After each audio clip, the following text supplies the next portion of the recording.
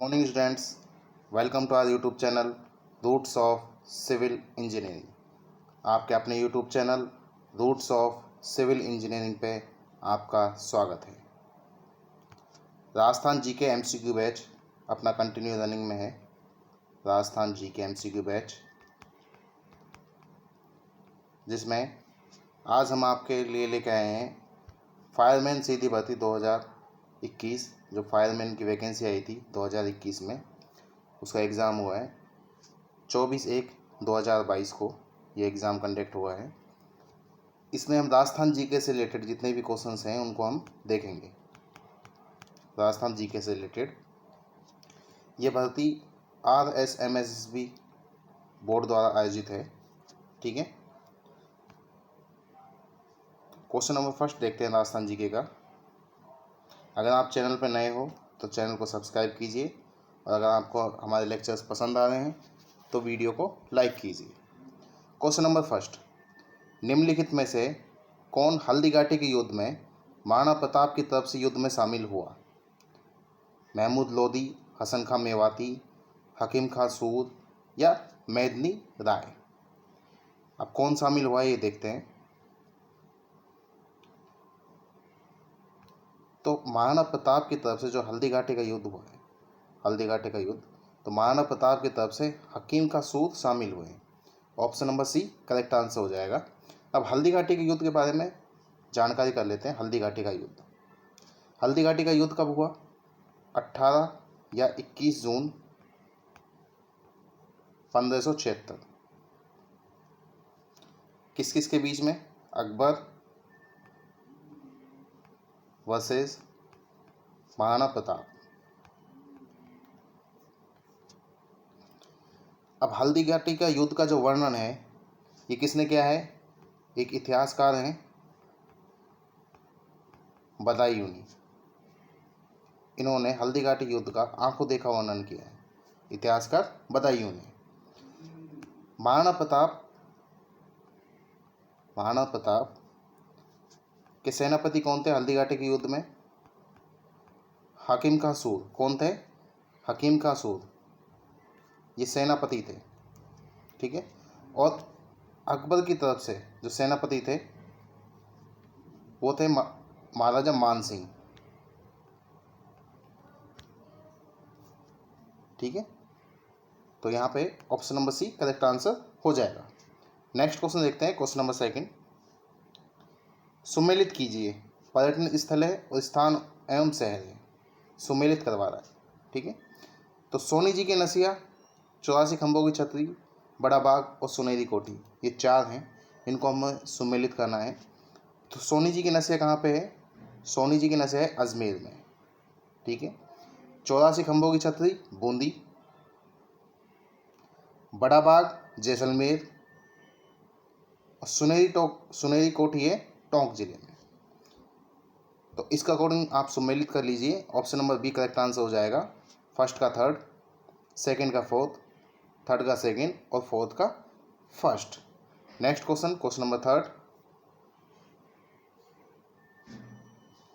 Third, निम्नलिखित में से कौन सा युग्म या दुर्ग अलाउद्दीन खिलजी के आक्रमण के समय शासक सुमेलित नहीं है? अलाउद्दीन खिलजी के जो अभियान रहे हैं 1301, 1303, 1308 और 1311, ये चार अभियान रहे हैं अलाउद्दीन खिलजी के। 1301 का अभियान किस पे था? रणथंभौर पे।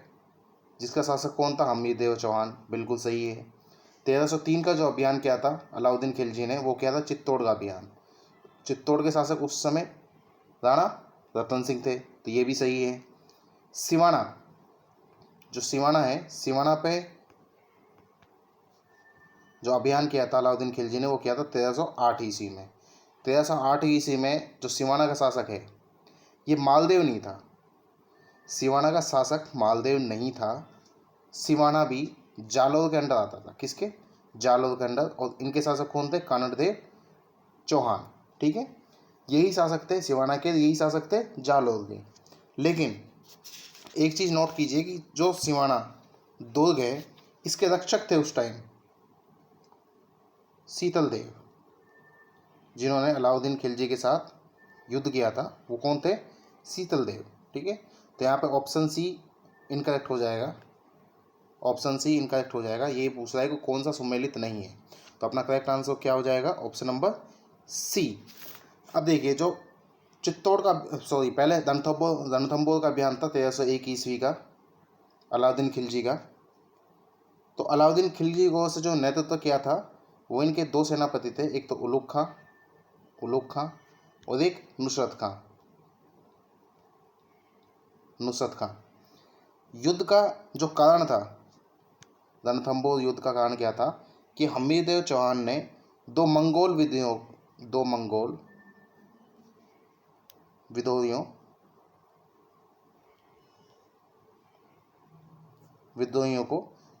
विद्रोहियों को शरण दे दी थी। उनका नाम क्या क्या थे? एक तो मोहम्मद शाह और एक केहबरू। ठीक है, इन दो मंगोल सैनिकों को शरण देने के कारण रणथंभौर का युद्ध हुआ। अलाउद्दीन खिलजी ने ये दोनों के दोनों जो विद्रोही हैं इनको मांगा था हमीरदेव से, लेकिन हमीरदेव ने मना कर दिया था। इस वजह से रणथंभौर का युद्ध हुआ 1301 ईस्वी में। ठीक है, नेक्स्ट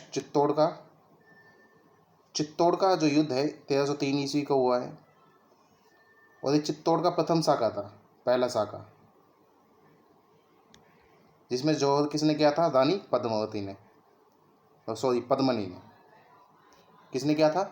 रानी पद्मनी ने जोहर किया था। ठीक है, और शासक कौन थे? रावल रतन सिंह शासक थे।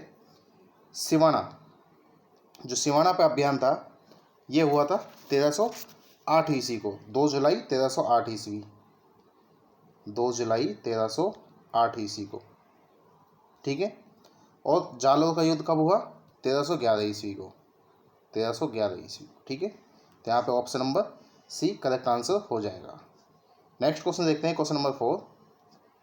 निम्नलिखित में से कौन सा त्यौहार एक कैलेंडर वर्ष विक्रम संवत के अनुसार में सबसे बाद में आता है?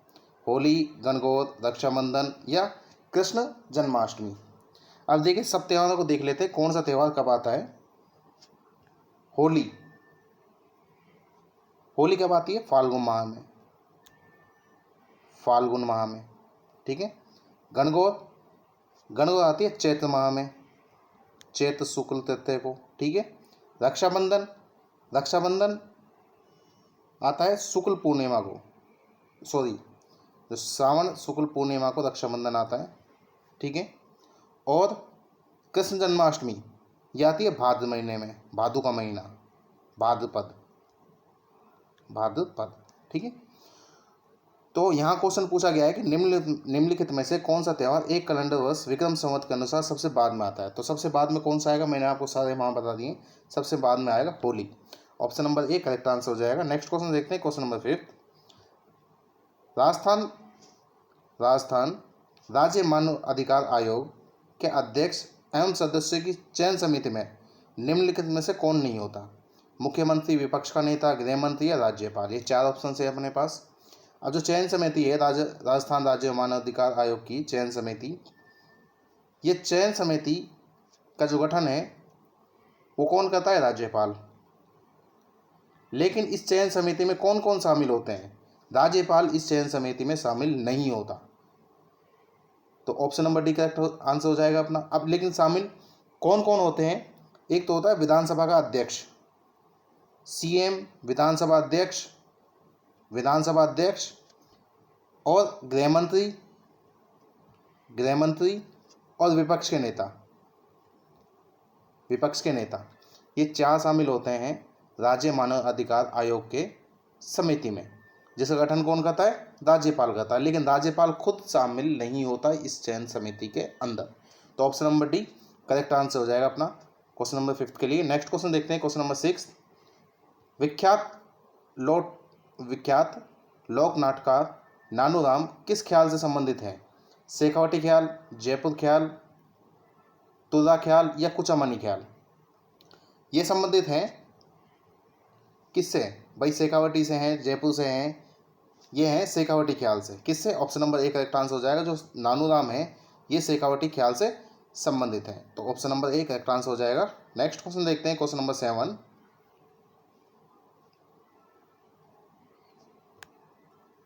राव जेतशीरोचंद ग्रंथ की रचना किसने की?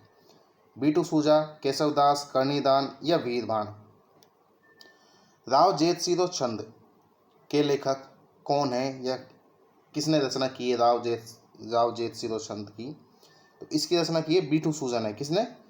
बीटू सूजा। Option number A correct answer हो जाएगा क्वेश्चन नंबर 7 के लिए। नेक्स्ट क्वेश्चन देखते हैं, क्वेश्चन नंबर 8। निम्नलिखित में से कौन सा युग लोक देवता माता पिता सम्मिलित नहीं है? जो अपने लोक देवता हुए हैं, जिस तेजा जी, बाबू जी, रामदेव जी, गोगा जी, मेहा जी, ये अलग अलग लोक देवता हैं। रामदेव जी, ये अलग अलग लोक देवता हैं, इनके माता का नाम दिया हुआ है। अब पूछ रहा है कि कौन सी माता का नाम यहाँ पे गलत है, सम्मिलित नहीं है, तो हमें छांटना है। तो देखिए क्वेश्चन नंबर 8, तेजा जी। तेजा जी का नाम, तेजा जी के माता का नाम राम प्यारी नहीं है, क्या है? राम कुंवरी है। राम कुंवरी तेजा जी के माता का नाम। ठीक है, तो यहाँ पर ऑप्शन नंबर ए ही अपना सही आंसर हो जाएगा। रामदेव जी की माता का नाम मैणा दे है, गोगा जी की माता का नाम बाचल है और पापू जी की माता का नाम कमला दे है। ठीक है, अब हम इन संत के बारे में बात कर लेते हैं जो ये अपने संत हुए हैं। तो तेजा जी के पिता का नाम, माता का नाम तो यहाँ मेंशन ही है, तेजा जी के पिता का नाम तहाड़ जी है। तहाड़ जी। ठीक है, जन्म कहाँ हुआ है तेजा जी का? जन्म हुआ है इनका खडनौल नागौर में। खडनाल नागौर में इनका जन्म हुआ है।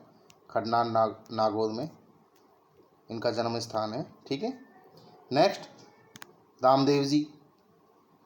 रामदेव जी के पिता का नाम है अजमल सिंह तंवर। अजमल सिंह तंवर इनके पिता का नाम है।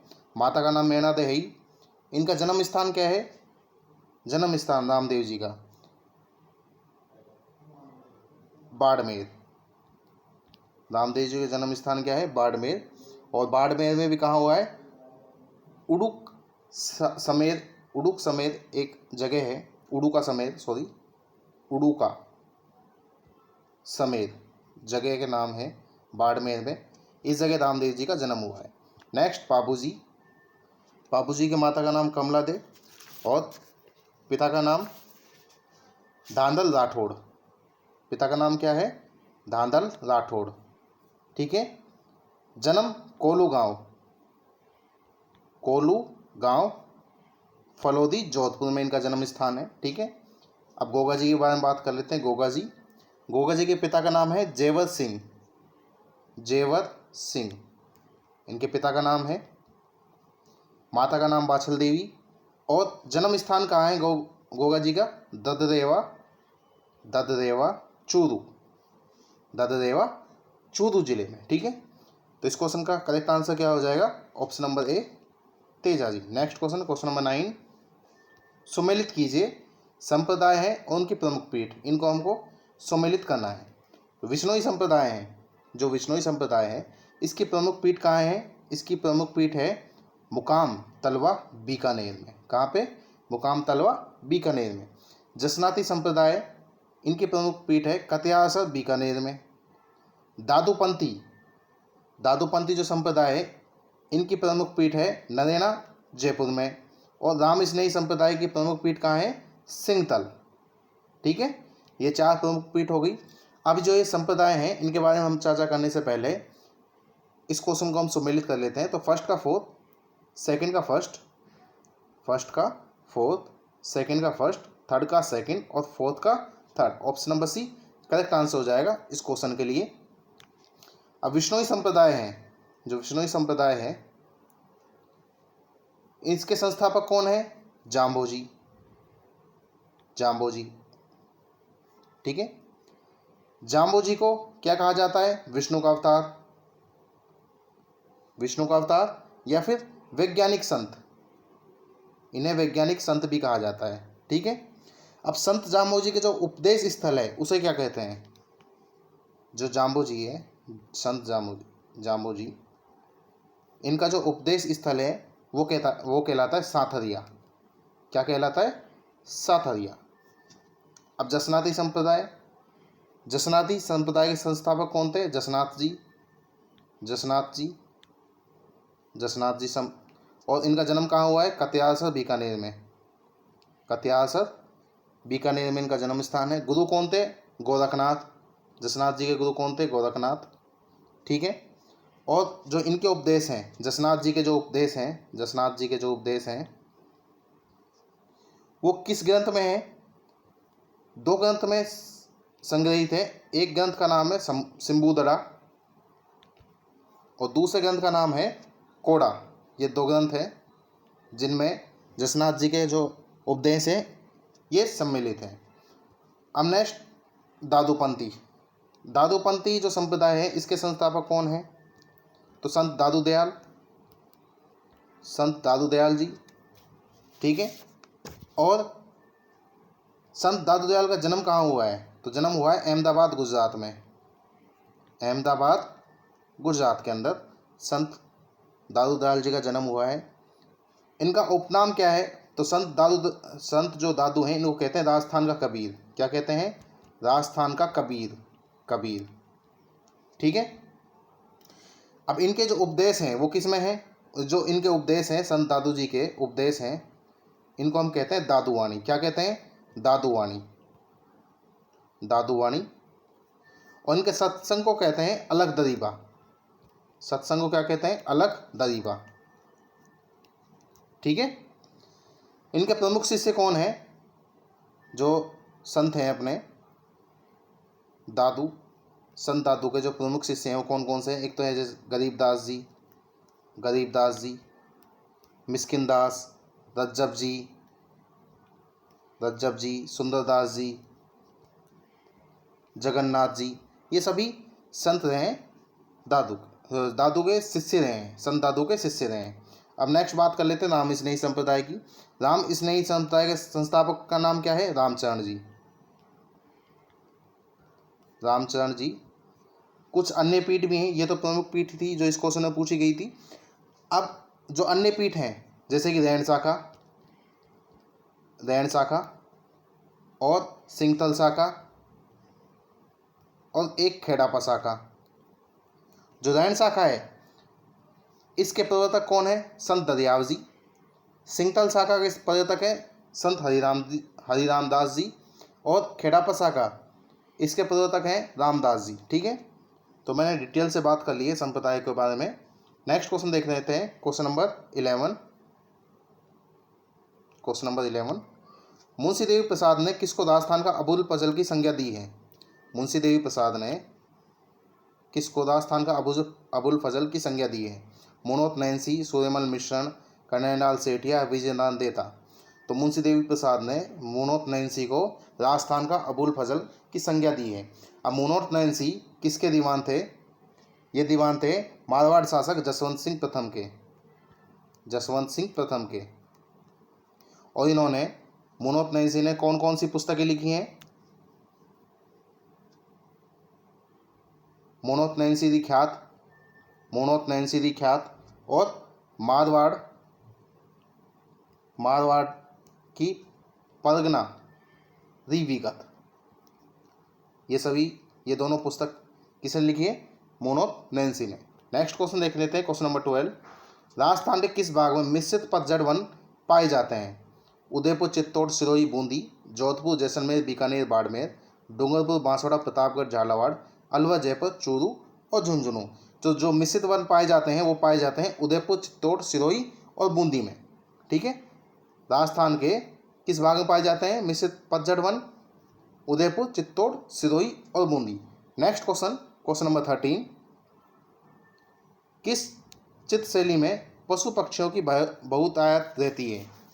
यानी कि कौन सी ऐसी चित्र शैली है जिसमें पशु पक्षियों को ज़्यादा दिखाया गया है? तो उस चित्र शैली का नाम है बूंदी चित्र शैली। ठीक है। Option number B correct answer हो जाएगा क्वेश्चन नंबर 13 के लिए। नेक्स्ट क्वेश्चन देखते हैं, क्वेश्चन नंबर 14, नर्मदा नहर परियोजना से लाभान्वित राजस्थान के जिले हैं हनुमानगढ़, गंगानगर, चूरू, झुंझुनू, जोधपुर, नागौर या जालौर, बाड़मेर।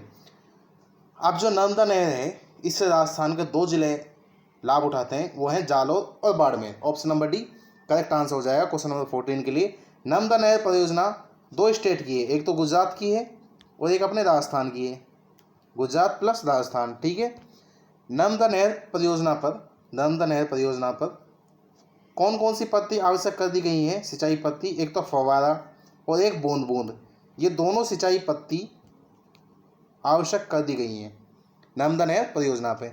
जो नर्मदा नहर परियोजना है इसकी कौन कौन सी लिफ्ट नहरें हैं? एक तो है सांचौर लिफ्ट नहर, सांचौर जो है जालौर में। दूसरी लिफ्ट नहर है भादरेड़ा, ये भी जालौर में है। और तीसरी है पनौदिया, तीसरी लिफ्ट नहर का नाम क्या है? पनौदिया। पनौदिया कहाँ पे है? बाड़मेर में, बाड़मेर। ठीक है, तो इस क्वेश्चन का आंसर क्या हो जाएगा? ऑप्शन नंबर डी जालौर और Barmer. Next question, question number 15, Rajasthan की धुंडित सरिता किस नदी को कहा जाता है? राजस्थान की धुंडित सरिता किस नदी को कहा जाता है? घग्गर, बनास, बाणगंगा या रूपारेल? तो राजस्थान की धुंडित नदी किसे कहा जाता है? बाणगंगा नदी को। किसे? बाणगंगा नदी को राजस्थान की धुंडित नदी कहा जाता है। अब जो बाणगंगा नदी है इसका उद्गम स्थल क्या है? इसका उद्गम स्थल है जयपुर, और जयपुर में भी कहाँ से?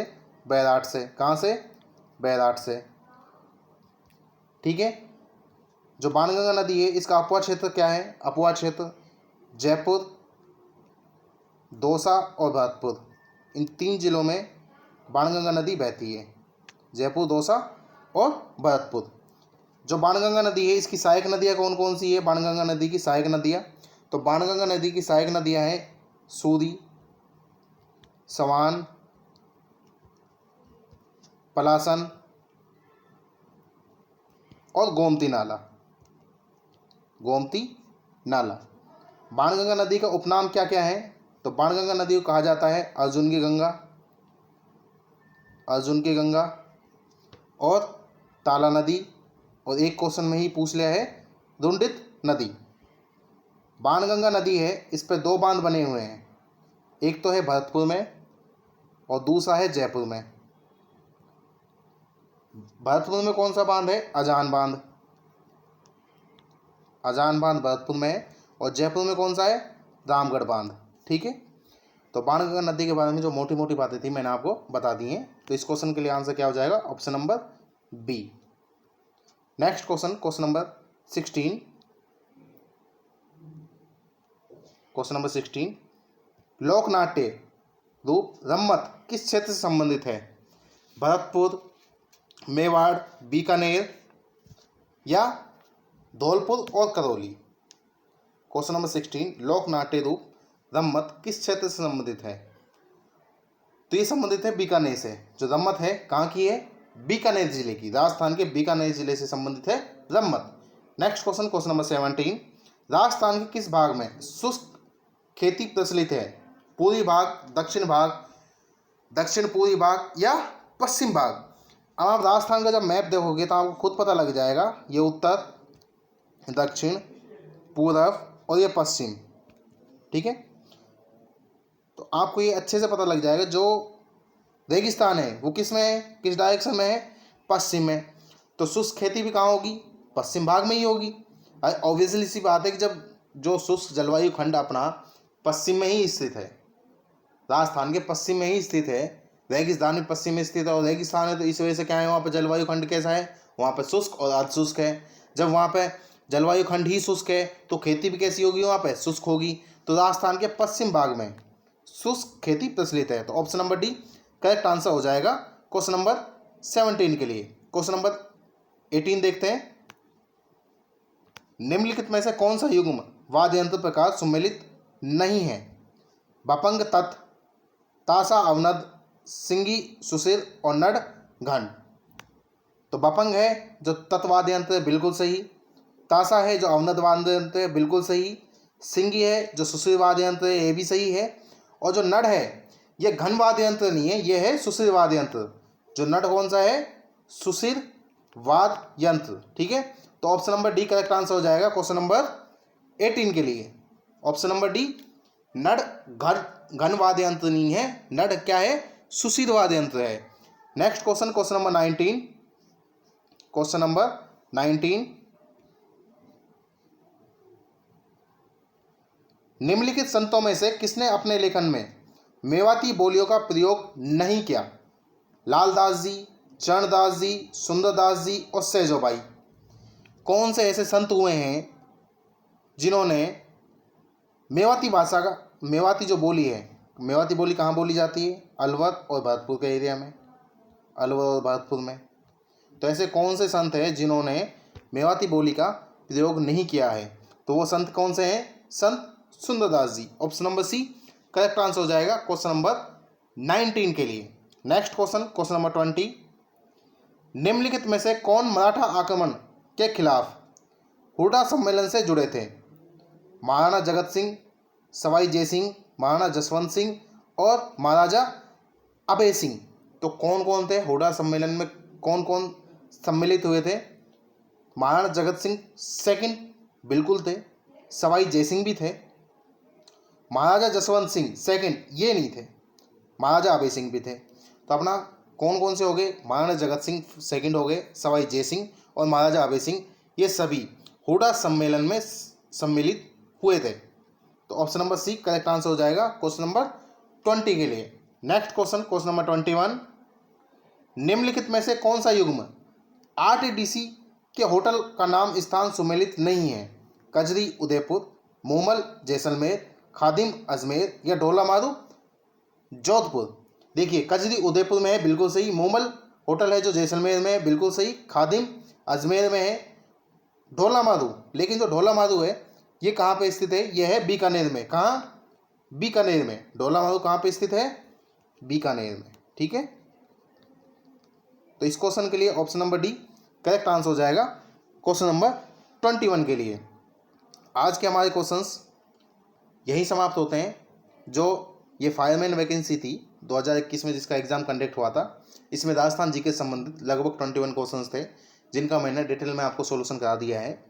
कुछ क्वेश्चंस ऐसे होते हैं जिनका डिटेल में समझा पाना पॉसिबल नहीं होता, उनका मैं आंसर्स बता देता हूँ आपको।